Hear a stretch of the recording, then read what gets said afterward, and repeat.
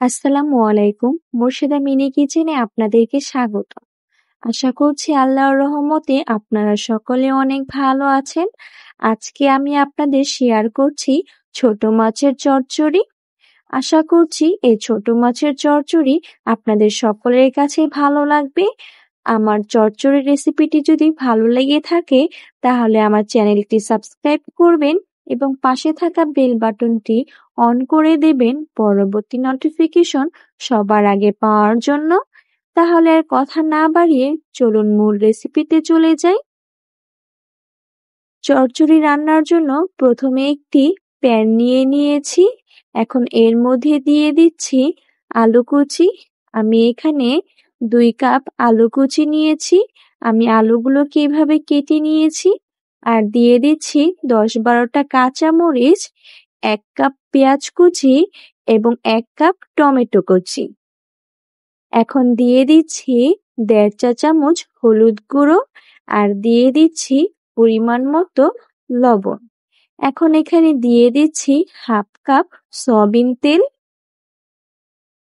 এখন সবগুলো উপকরণ ভালোভাবে মাখিয়ে নেব।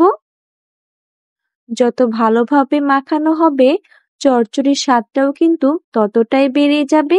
আমার আম্মু বলে চচ্চড়ি যত ভালোভাবে মাখানো হবে চচ্চড়ি খেতে নাকি ততটাই ভালো লাগবে। চচ্চড়ি মাখাতে মাখাতে যখন দেখবেন সবজিগুলো একটু নরম হয়ে এসেছে এবং হালকা পানি উঠেছে তখন বুঝতে পারবেন যে চচ্চড়িগুলো মাখানো হয়ে গেছে। আমার চচ্চড়িগুলো মাখানো হয়ে গেছে। এখন এর মধ্যে দিয়ে দিচ্ছি ছোট মাছ। আমি এই মাছটার নাম জানি না, যদি আপনারা জেনে থাকেন তাহলে কমেন্টে বলে যাবেন। এখন মাছগুলো দিয়ে ভালোভাবে উল্টিয়ে পাল্টিয়ে মেখে নেব। এই মাছগুলো দিয়ে কিন্তু বেশি জোরে মাখানো যাবে না, আলতোভাবে মাখাতে হবে, তা না হলে কিন্তু মাছগুলো ভেঙে যাবে। দেখতেই পাচ্ছেন আমি কিভাবে উল্টিয়ে পাল্টিয়ে মাখিয়ে নিচ্ছি। ঠিক এইভাবেই মাখিয়ে নিতে হবে।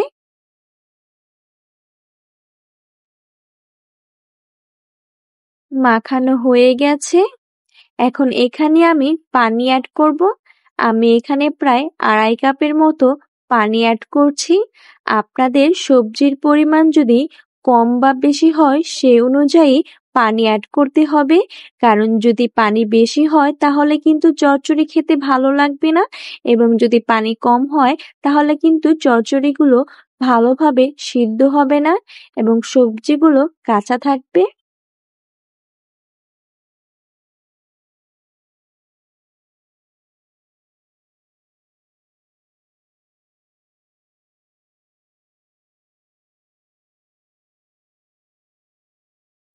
চুলার আঁচ মিডিয়ামে রেখে রান্না করে নেব।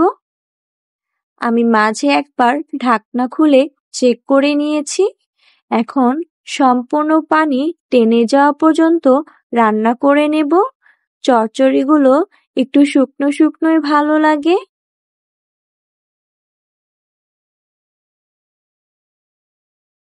আমার চচ্চড়িগুলোর সম্পূর্ণ পানি টেনে গিয়েছে, দেখতেই পাচ্ছেন। এখন আমি এর মধ্যে অ্যাড করব ভাজা জিরার গুঁড়ো। ভাজা জিরার গুঁড়ো দেওয়ার কারণে কিন্তু অনেক সুন্দর ফ্লেভার বের হবে এবং চচ্চড়িগুলো খেতেও অনেকটা ভালো লাগবে। আপনারা চাইলে এখানে ধনেপাতা কুচিও দিতে পারেন, তাহলেও স্বাদটা অনেকটাই বেড়ে যাবে। এখন আমি এই ভাজা জিরার গুঁড়ো দেওয়ার পর আরো 1 মিনিট চুলায় রেখে দেব।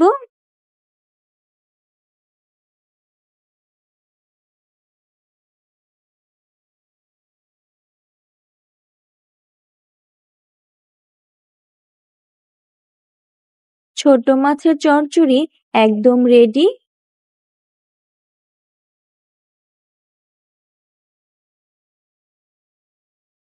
মাশাআল্লাহ, দেখতেও অনেকটা সুন্দর হয়েছে। এই ছোট মাছের চচ্চড়িগুলো কিন্তু খেতেও অনেক ভালো লাগে এবং ছোট মাছের চচ্চড়ি কিন্তু স্বাস্থ্যের জন্য এবং চোখের জন্য অনেক ভালো। আশা করছি আমার আজকের এই চচ্চড়ি রেসিপি আপনাদের কাছে ভালো লাগবে। আমি যেভাবে রান্না করেছি বাড়িতে একবার হলেও ট্রাই করে দেখবেন, সকলে অনেক পছন্দ করবে। আমার রেসিপিটি ভালো লেগে থাকলে আমার চ্যানেলটি সাবস্ক্রাইব করবেন এবং পাশে থাকা বেল বাটনটি অন করে দেবেন পরবর্তী নোটিফিকেশন সবার আগে পাওয়ার জন্য।